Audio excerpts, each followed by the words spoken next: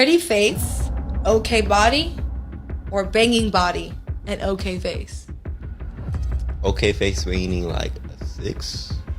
What is an okay face on the scale? Okay face meaning a 4 or 5. Oh, no. Face. Face? Face needs to be at least a 7. Okay. And the body could be like a 5 and be still okay. Okay.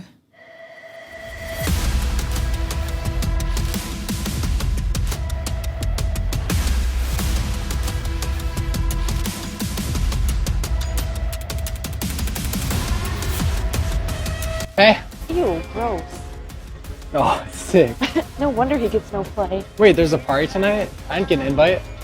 That's not saving you. Why are people so mean? Yo, are you Harry Potter? What the fuck? Maybe people would treat me differently if I was attractive. I spent money on this, by the way. Yo, she's bad. Bro, she's out of your league. Schooning edge, bro. Who's that?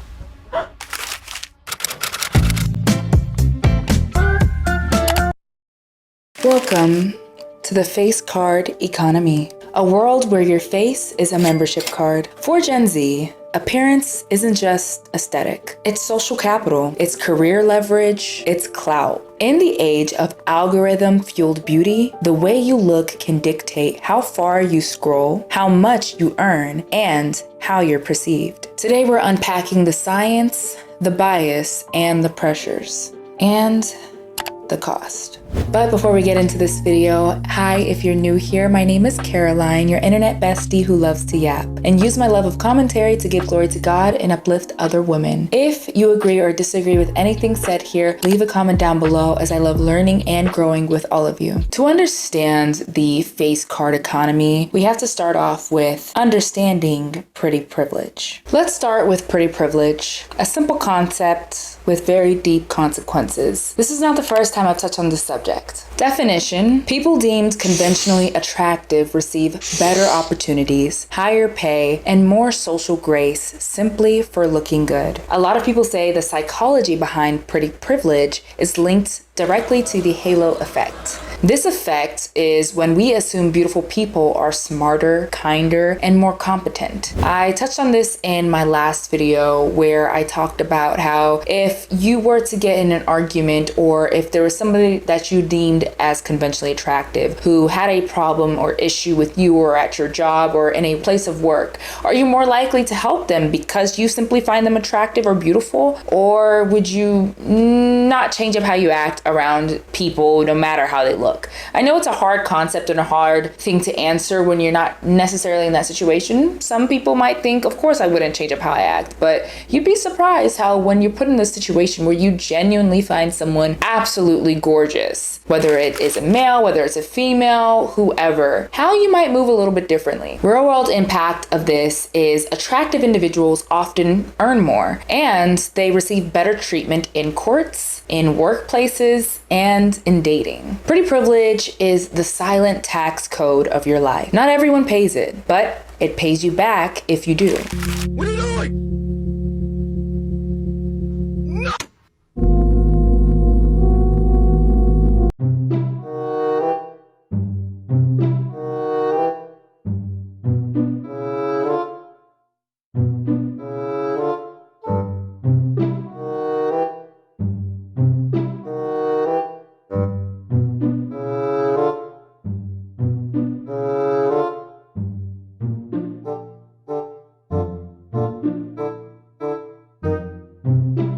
Let's get into the symmetry obsession. We as humans are obsessed with symmetry, maybe because our brains lie to us. Facial symmetry signals health. It signals genetic stability and reproductive fitness. This is something that the human mind is naturally drawn to. I honestly do think it's something that's innate. It's not something that you can always, oh, you have a symmetrical face and that's why I think you're gorgeous and everything looks very cohesive. No. Symmetry is something that the eyes perceive sometimes even before the brain does. You look at something and it looks very satisfying. That's why people say like, oh wow, watching these videos or seeing people paint this, seeing this box get filled in with ink all the way from corner to corner, and they start at the same corner symmetrically diametrically opposite of the other corner ends. Oh, it just feels so satisfying. Why is something that you are not doing yourself, or you have no hand in, feel satisfying to you? It's something that is happening within your brain. It's sending off endorphins because things that are symmetrical just make sense to our brain and to our eyes. And it's just something that I truly believe is just innate. Why do people think that faces are the exact same thing? Hence why a lot of these Forbes magazines and magazines that say, oh, this person was constituted or voted as the most beautiful person in the world, where do they really get those standards from? A lot of it is actually just down to facial symmetry. It has absolutely nothing to do with preference or a certain standard of beauty, I would say, but more so down to how symmetrical is this person's face. If you were to split their face in half and flip it, would it be exactly the same as the other half? Now, do I think personally that the only beautiful people in the world are the only ones with symmetrical faces? Absolutely not. But this is something that our brains can lie to us in. In controlled tests, symmetry is preferred, but in rating tasks, it's subtle and it's not always perceived. That's what goes back to symmetry is one of those things that can be innate. It's not something that you might perceive or think, oh, this person's attractive because, but innately your brain will look at something that's more symmetrical first before you go to what you perceive or prefer. There's also studies that were conducted that prove people with symmetrical faces are judged as more trustworthy or healthy. It's an innate thing. It's something in the brain, and it's something that I've always found very interesting. Why is it this interesting innate feeling that we as humans feel when we see somebody with what we think is a symmetrical face? It also reminds me of this quote by Beyonce in her song Pretty Hurts when she says, perfection is the disease of a nation. Because truly, not many people, if at all, anyone really has 100% to the T symmetrical face. Don't quote me. I don't know if that's 100% right, but I would think it's kind of rare that someone's face is 100% symmetrical on both sides. But it's something that can be achieved with surgery, and hence bring in the era of lots of celebrities that are doing such things. Algorithmic beauty and social media. We meet again. Back on the algorithm. Your new beauty judge. We all know about the TikTok beauty algorithm. I've talked about this in numerous TikToks, and it just keeps coming back to haunt us. It uses unconscious standards, lighter skin, smooth skin, V-line faces, large eyes, small nose to boost visibility. It's something that we've seen for a long time, just since the start of TikTok. I will always be pushed this type of beauty, and there's nothing wrong with that, but it is something that they do purposefully because they understand the nuance behind what such faces can do and how people want to look innately at such faces. Beauty filters, Snapchat, Instagram filters, they all alter our facial features, magically creating an Instagram face. When you really think about a filter, where is it getting its beauty from? When you put on a beauty filter, well, what makes that filter beautiful? And I know not everybody likes filters, but still they stem from a place. They stem from a beauty standard, and they stem from an idea that nobody naturally would look like this. Or even if you did look like this, you can enhance it and make it look better. You know, these filters do a lot of things. They widen the lips, they sculpt the jaw, they slim the central nose, they widen the eyes. Like, these filters do a lot of different things, which do inherently trigger a lot of insecurities, because if this is the quote unquote beauty filter and the Instagram face, well, most people will have a change when they place these filters on their face. Hence making this feeling that, oh, well, I don't actually look like this, so am I even beautiful? Do I even fit the standard? Consequences to things like this can be Instagram and Snapchat beauty dysmorphia. People want to surgically resemble their filtered selves. There are literal TikToks of people coming out and saying that when they went to their surgery consultation with their doctors, they wanted to have a beauty filter face. They wanted to have a distorted filter body. Do yourself a favor and stop using face altering filters constantly. It really messes with your perception of reality. Okay, yes. Back in like 2017, I was still using Snapchat and excessively using those Snapchat filters that alter your features. And I had seen a plastic surgeon say that he had more patients come in asking for him to turn them into their Snapchat versions of themselves. They would admit that they could not take photos of themselves without Snapchat filters that would change their features. So they would literally go and pay for those features. And at that point, I was like, okay, maybe this isn't healthy, using Snapchat so much and all these filters that just make me look like another person. So I stopped using that app. And then when Instagram filters came out like that, I was like, okay, these are fun for the stories every now and then, but I'm not gonna post them and make people think that that's me. And my confidence is through the roof now. These are things that I've even included in past videos, and it's just always been very interesting to see that this person, this AI created filter, can have such a strong effect on the lives of many. You know, like, there are people who created these filters. I need everybody to understand that. And people go back and try these filters on, realize that they don't actually look like these filters because they're not made for anybody to naturally put it on their face, and like, it doesn't do anything to their face. That's just not what the filters are for. So they're always going to change your face. So even when you do get surgery to look more like an Instagram or Snapchat filter, even after that surgery, you're going to put the filter on your face and still the filter will make a difference. Do you guys get what I'm saying? It's just a never ending hole. Beauty rating apps quantify attractiveness. Teens internalize scores leading to self-esteem issues. This is something that has been heavily villainized and just taking over our generation. A quote by Dr. 𝚲𝚃𝙷𝚃𝙷 warns, real beauty is not measured by the width of your nose or the symmetry of your face. These apps will never understand you. And that's true. So now we've talked about what pretty privilege is, and we've talked about how beauty can be misconstrued and the consequences of it. What now? Well, we need to know why Gen Z plays this game. Why are we so compliant? Because in a surveillance capitalism era, looks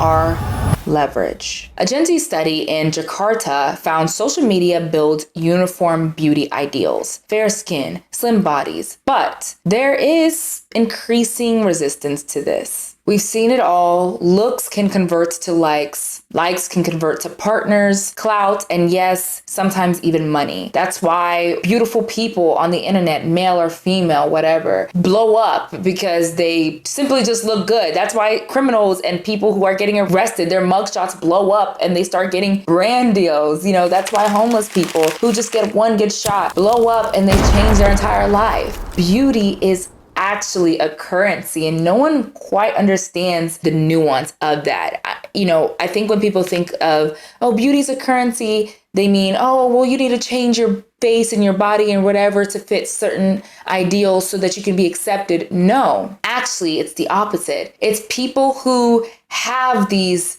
conventionally attractive features already, and maybe they don't even realize it. But when other people take notice, when other people see that symmetry, that potential, it can quite literally change your life, and everyone can see this. We've seen it on several occasions, and that is what is attractive. When you find a currency that you may not feel like you have, because who really is to say who's beautiful and who's not, that's what causes people to play the game, because they're like, oh, this is a currency out here. It seems like it's somewhat attainable. I want to obtain it. I'm going to fall into the mold to try to get to this currency because I want to live a better life, or I want to attract a certain person, or I want the glory. I want to have my pick of the litter. Whatever it might be, this is why a lot of people say that beauty is a currency. And the truth is, based on everything we've seen in the past few years, it kind of is. The reality is many feel forced to perform beauty as a survival strategy in an image-first world,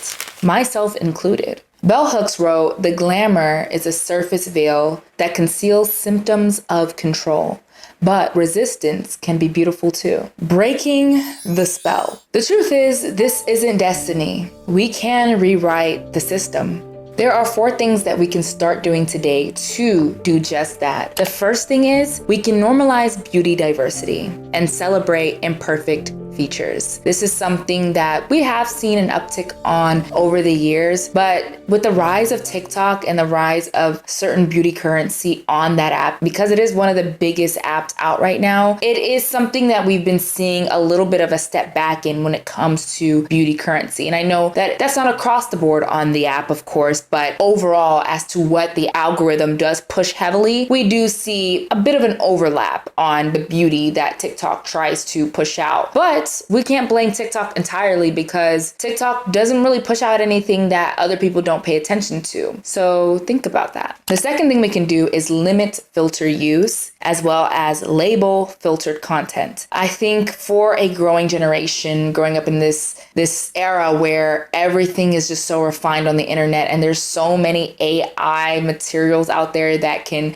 reshape people's bodies, get rid of blemishes, reshape faces, noses, eyes, everything. It's easy to tailor your social media and what you put on the internet to how you want. But because of that, we are now putting out images of very unrealistic beauty standards that a generation of little men, little girls, little women are all growing up viewing, and they are thinking, oh, everyone looks this way, when the reality is a lot of it is really just a filter. Promote influencers who subvert symmetry and challenge beauty norms. These are influencers that will allow us to thrive in diversity and different types of beauties. This is something that will definitely help out anybody who's been struggling with these new beauty norms that we've been seeing rising on social media in the past few years, and what that means. The last thing we can do is to support mental health over likes. I have been guilty of this in the past, and it's something that was a slow grow, but it was something I was able to grow out of. And I do want that for all of my fellow besties, just because we know it can be hard. If you're not very into social media, then you may not understand this. But if you're like me, you grew up on social media, you had your first Instagram account as soon as you can have your own phone. You know, for me, I feel like a lot of my generation grew up on social media. And because of that, we don't really know anything different. And we've been living in an era full of likes, comments, and other people perceiving us, which honestly, I don't think is very normal. And that could be another video for another day. But because this is the era we grew up in, we need to understand that mental health is way more important over all those likes, all the notoriety,